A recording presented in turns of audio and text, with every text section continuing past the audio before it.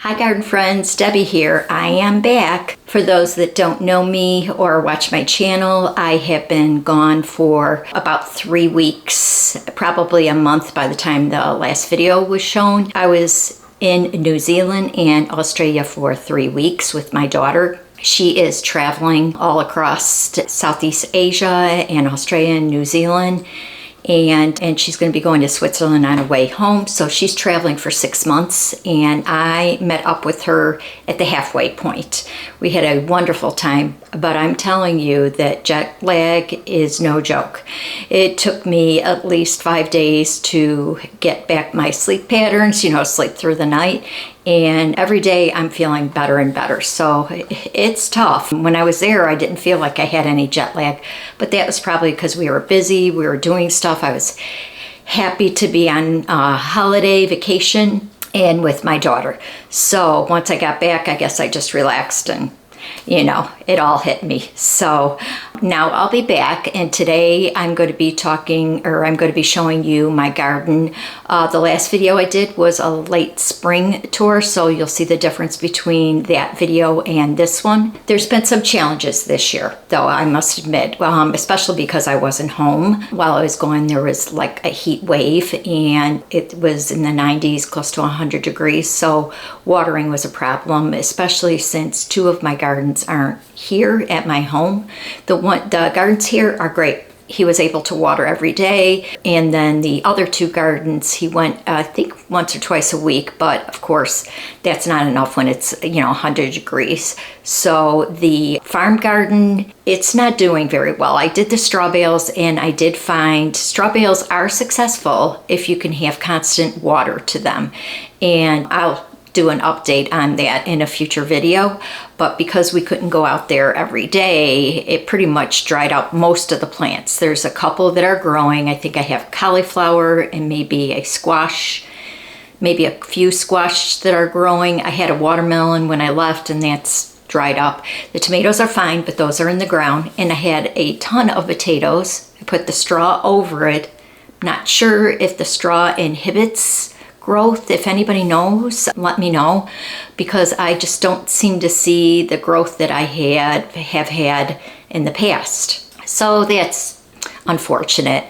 The Frankfurt gardens did very well. I have one is a salad garden, and the peas are done. They don't like the heat, so he got a ton of peas while I was gone, and then the salad is almost done as well. So in maybe August or September, maybe I'll put a little bit more spinach.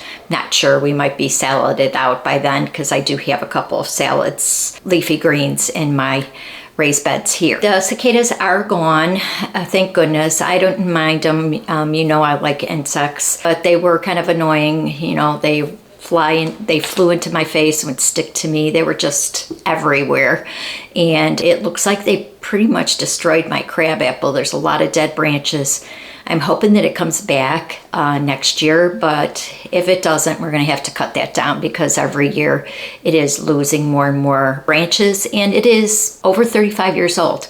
So it might have reached its end of life. So that might need to be coming down, and then I'll put something in its place, of course. I do have a maple tree that I'm growing in my sunken garden, and that looks like a couple of branches are dead, probably from the cicadas, and some of my hydrangea trees look like a couple of branches, but nothing too drastic, not as bad as my crabapple tree. I've also been noticing there's an infestation of earwigs. Does anybody have that problem this year? I don't think I've ever had that problem as much as I've had this year.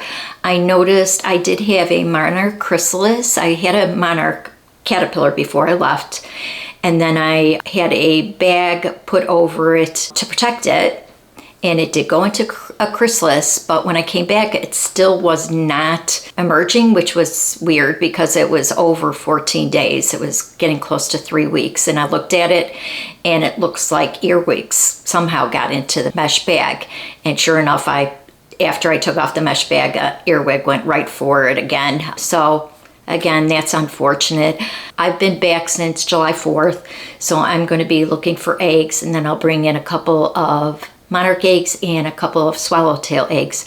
So look out for that video in a couple of weeks. Of course, the things that did grow were weeds, so I have a lot of weeding to do. I did go to all of my gardens and kind of check them out, and the weeds are out of control, so I'm going to really have to focus on that over the next few weeks and get to those and clean all those out, so I'll be quite busy. I did notice, though, in my Frankfurt raised beds that my tomatoes have blossom rot, and if you don't know what blossom rot, it is a calcium deficiency, and that's caused from inconsistent water or calcium deficiency. So what I'm going to do is I have some tomato tone, and I'm going to be putting some of that on there, and hopefully that'll rebound.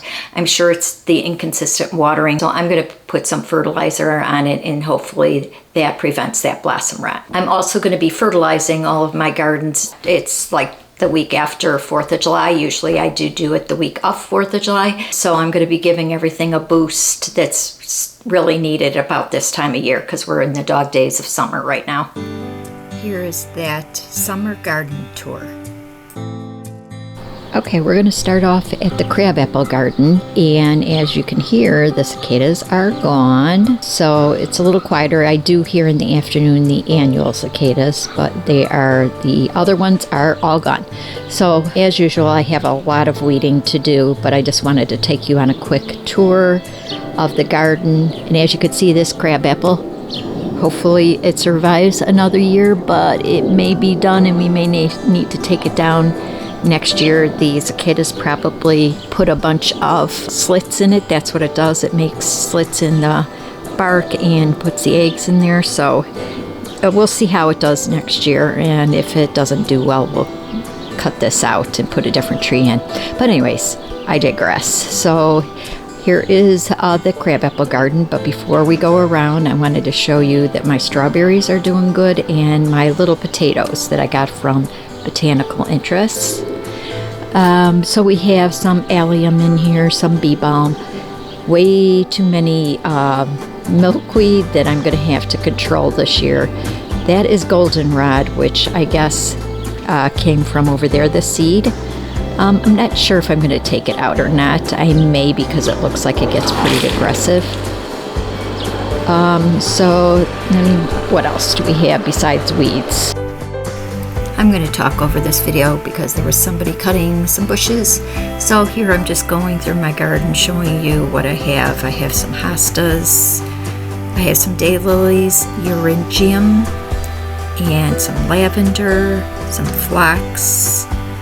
I have some goldenrod right here, lamb's ear, catmint is to the left, you can't quite see it, and I have more milkweed there. So I'm going to be going up on my deck here and showing you a few of my pots. And so my color theme again was sunrise sunset. So I have coral canna, some salvia, and some calibrachoa. And then again, I'm going blank on what this one is. It's a sedum. And I use that every year, and then some more calibrachoa and some verbena.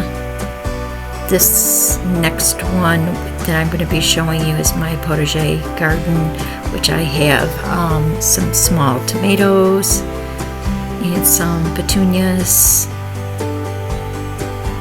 And then again, these are the same ones as I had before, vermilion. Another potager garden, another sedum, and another canna. And then I have some more calibrachoa, some vermilion. I have some milkweed, swamp, and common. And you can see my two raised beds here. That is a salsa garden where I have tomatoes and peppers and some herbs. And then I also have my amaryllis and some natives. So I'm not going to be putting anything in the front of them, so I can go in and get things out of my garden. And then I also have This is my raised bed with my salad greens, and I have some herbs as well in here. I also have some onions and some carrots and some herbs throughout, and I threw in some marigolds to keep the pests away as well. And I have mountain mint here. That was the last of my yucca. So let's go down to my sunken garden. Let's see what we have. We have a lot of yarrow. And that is a peony that is done. And let's go down here. So these are different colored yarrows. And I'm thinking this has got to be finally a hollyhock that's going to be blooming. Looks like I do have some Rebecca in here. This is some yellow yarrow, some light pink, dark pink, and a different color yarrow. You can barely see, but there's a butterfly bush in here. Let's go on the other side. And I am not sure what I put these little white flowers here. I'm going to have to look at what I planted because I don't remember putting these in. But they're cute little flowers. And I thought this was lemon balm. But again, let me see if I can smell it. Oh, it is lemon balm. I can smell it. Okay. And then my maple does have some dead branches from the cicadas, and so does my seven flower tree or bush. See how the bark looks, and I'm sure they were scraping in there. We have some more phlox here, some sedum, allium, the last of the bee balm that I never really did get to see because I was gone. Trumpet vine needs to be pruned, I could see. We have a couple random coneflowers in here. And then we have some natives over here as well. There's some milkweed back there. Some more coneflowers, and I'm sure they came from over here when I turn around. Rosa Sharon has started blooming. If you can see that. There's another one over there.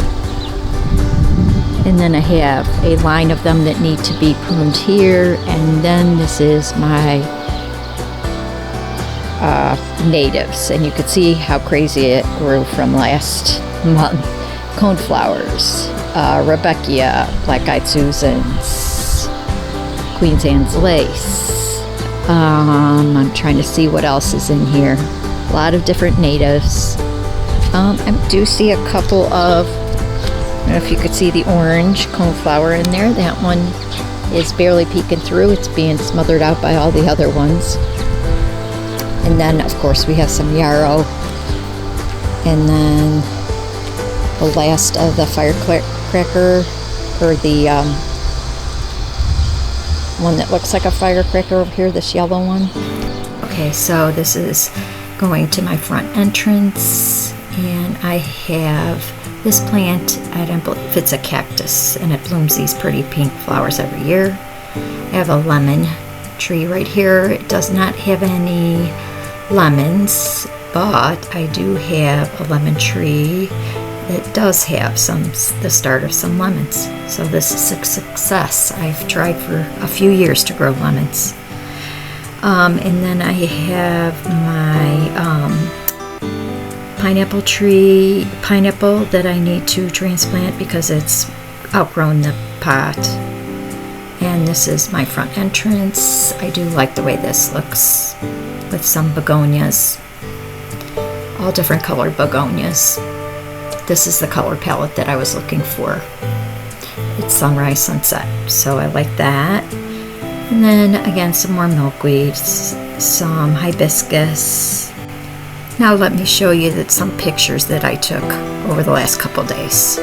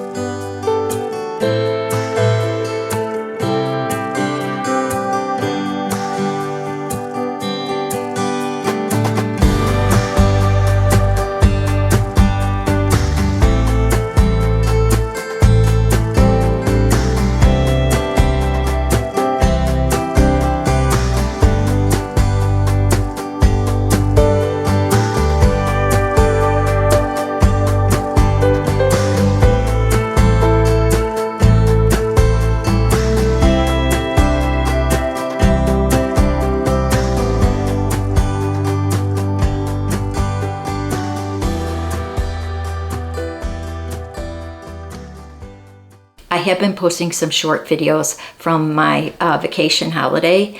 So you might, if you haven't seen those, check those out. I'm going to be posting more pictures and highlights from my vacation of Australia and New Zealand next week. So make sure you are subscribed and hit the notification bell for that video coming up. But do check out those short videos that I posted on my YouTube channel, and that'll give you a brief overview of the past 3 weeks with my daughter. And next week is my little surprise, and hint, hint, it's small and furry. So make sure you are tuned in for that video, and I will show you that small surprise. So thanks for watching, and happy gardening. Bye-bye.